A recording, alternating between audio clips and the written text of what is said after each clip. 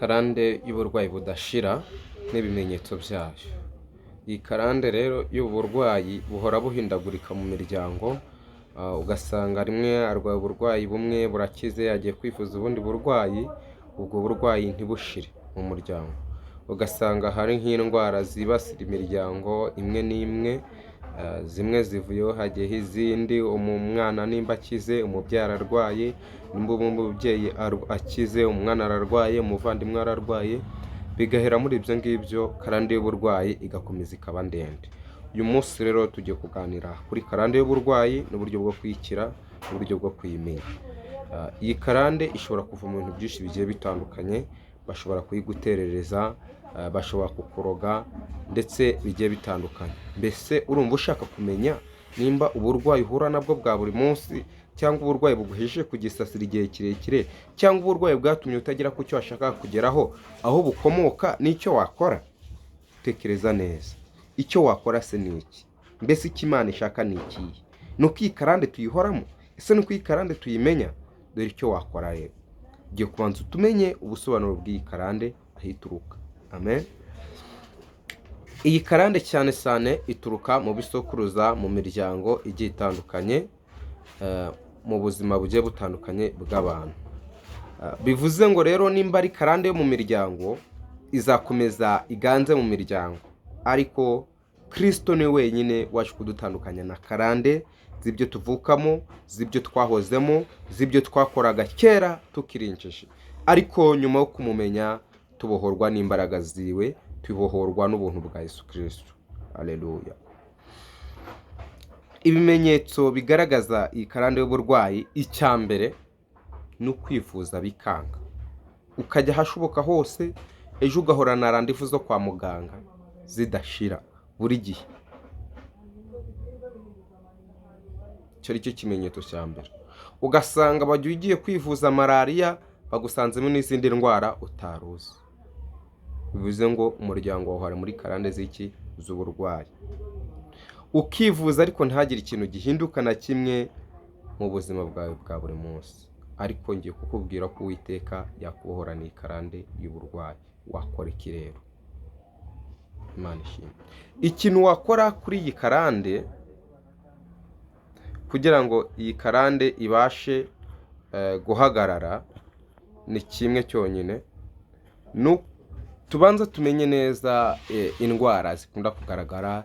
Hari amasida, hari diyabete, hari imivuduko y'amaraso, hari kurwara amaso bya hato na hato.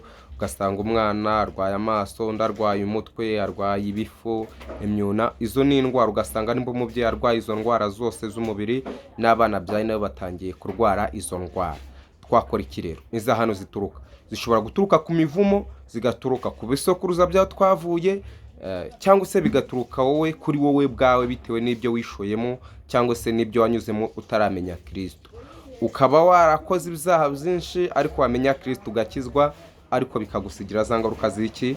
Z'uburwayi budashira. Haleluya. Ikintu twakora rero ni iki? Dore bituruka ku muvumo. Icya mbere, iyo biturutse ku mivumo, imivumo ituruka mu bintu bigiye bitandukanye. Hari umuvumo ababyeyi bashobora kuvuma umwana, hari imivumo abantu bashobora kukuvuma bakuru bitewe n'ibyo wakoze, cyangwa se umuntu akumva ntagukunze akakuvuma. Ikintu bise umuvumo ugira imbaraga cyane n'ubwo bamwe batabiha agaciro.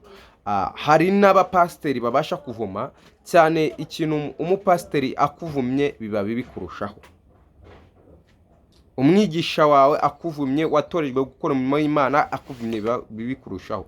Bivuze ngo rero nimba hariho iyo mivumo, ushobora kuba uri muri uwo muvumo ugatuma ugira karande y'uburwayi. Ababyeyi cyangwa undi muntu akavuga ngo uzapfa urwo, cyangwa uzagira ute, cyangwa se abantu bakugiriye mu bapfumu bakakuroga karande y'uburwayi budashira, ugahora wivuza, utwara ufite twose tukagushiraho.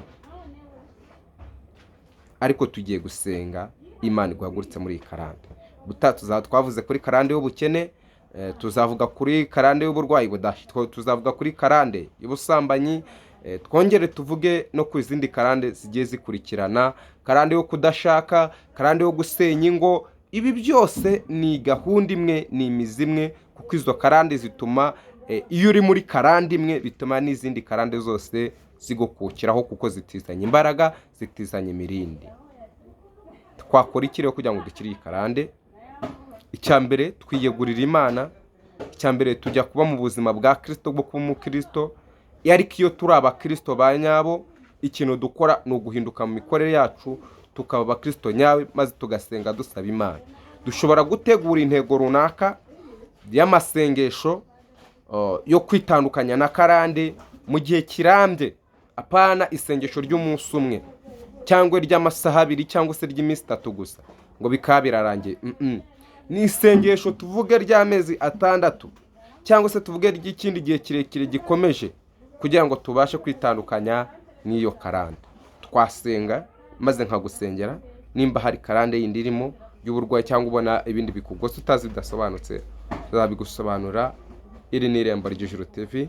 Kora subscribe, gusharinga abandi, commentaire utubwira nawe Imana bishize ku mutima, maze urushaho gukomera.